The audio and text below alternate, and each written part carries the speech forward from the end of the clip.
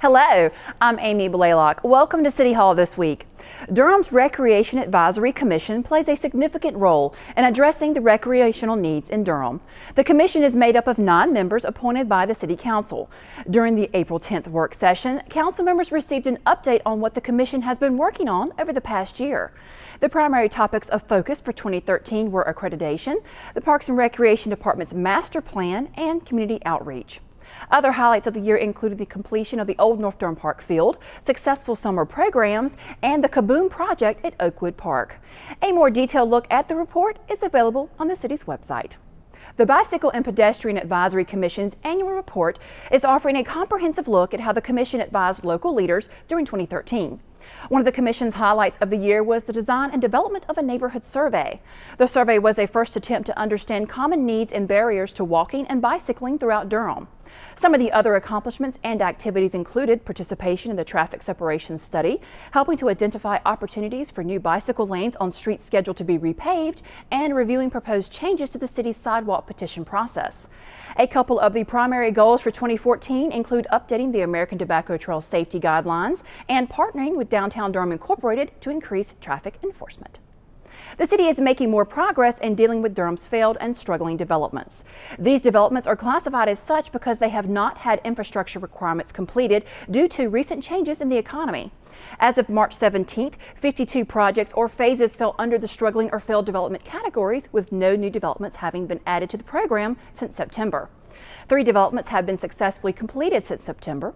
In order to prevent such problems from happening in the future, security amounts required by the city from developers have been increased to appropriately fund completion of required infrastructure.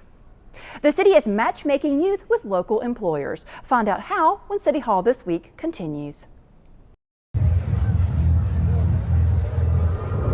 Looking for these? You drive buzzed. It could be one very expensive ride. First, you gotta make bail. Then pay me to get your car back. Your insurance premiums will go through the roof. And my legal fees just keep adding up. All told, it could end up costing you $10,000. Buzzed, busted, and broke. Because buzz driving is drunk driving.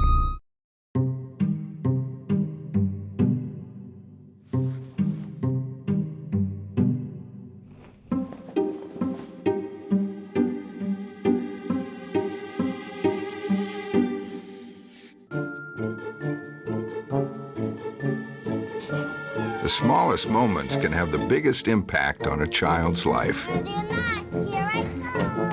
Take time to be a dad today. Welcome back. As we all know, the way traffic flows on Durham streets is one of the keys to making the city run smoothly. That's why we wanted to find out what residents had to say about this critical aspect of life in Durham through the 2013 Resident Satisfaction Survey. Traffic flow is the movement of vehicles through our intersections and along our thoroughfares and interstates. Well, I think we all agree that we don't want to get caught in congestion on our way to work. We want to be able to think we can get to work with the same amount of time each day. So if we're on our way to work or to school and we get caught in a lot of congestion or there's an automobile accident, that delay costs us time. And not only does it cost us time, but it means we're going to be using more fuel to get to work, and that costs us more money. And another thing that people may not think about is when you have congestion and bad traffic flow, it's going to take longer to get goods and services, and one of those services are our emergency responders. If you need a first responder to your house because of a house fire or there's a medical event, you want to make sure that and to know and have some comfort that those folks are going to be able to get there without having to contend with a lot of unexpected congestion delay along our streets and thoroughfares. 52% of residents said they are satisfied or very satisfied with the overall flow of traffic in the city.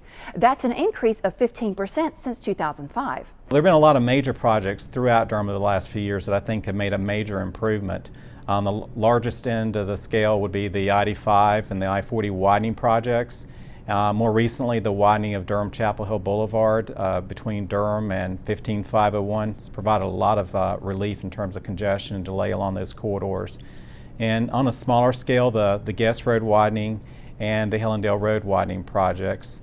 And again, more recently, South Miami Boulevard improvements over in the Bethesda area have all made some I think, significant benefits to those communities. Improvements that survey respondents agree should be built upon. In fact, they ranked it among the top 3 major city services that should receive the most emphasis over the next 2 years. Expectations that are right in line with plans that are already in the works. There's some large-scale projects coming up. The first one will be the East End Connector project. This is going to be a new freeway that will link the Durham Freeway over to US 70 in the East End area. So the project's been planned for many years and is now set to go to construction later this year, and that should provide a lot of congestion relief to the US 70 and the South Miami Boulevard corridors.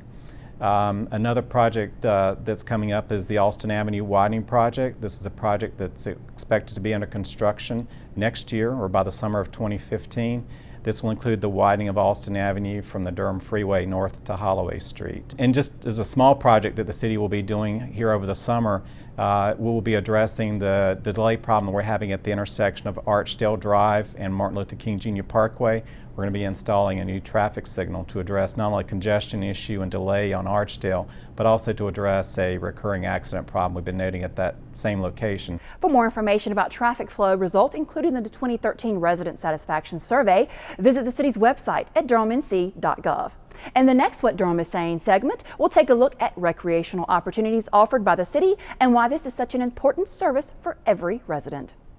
Durham youth who want a voice in their city government are encouraged to apply to serve for a 1-year term on the 2014-2015 Durham Youth Commission. The commission consists of 30 members from grades 9 through 12. Members commit to a 1-year term of service, serve on city boards and committees as appointed, complete 20 hours of community service, and actively participate in various service projects and special events. Youth who are interested in submitting an application must live in Durham County. Applications are available at durhamteencenter.org and must be submitted by April 30th. The city is also helping Durham's young people gain valuable work experience. The Durham Youth Work Internship Program Job Fair was held on April 15th so that youth ages 16 to 21 could meet potential employers and submit their resumes. Employers at the job fair had an opportunity to interview interested youth for positions that are year-round, full-time, part-time, or for the summer only. The city partners with both public organizations and private sector companies to make the job opportunities available. That does it for City Hall this week. Don't forget to like us on Facebook and follow us on Twitter. And you can find us on demand on Durham Television Network's webpage and on YouTube. I'm Amy Blaylock. Thank you for joining us.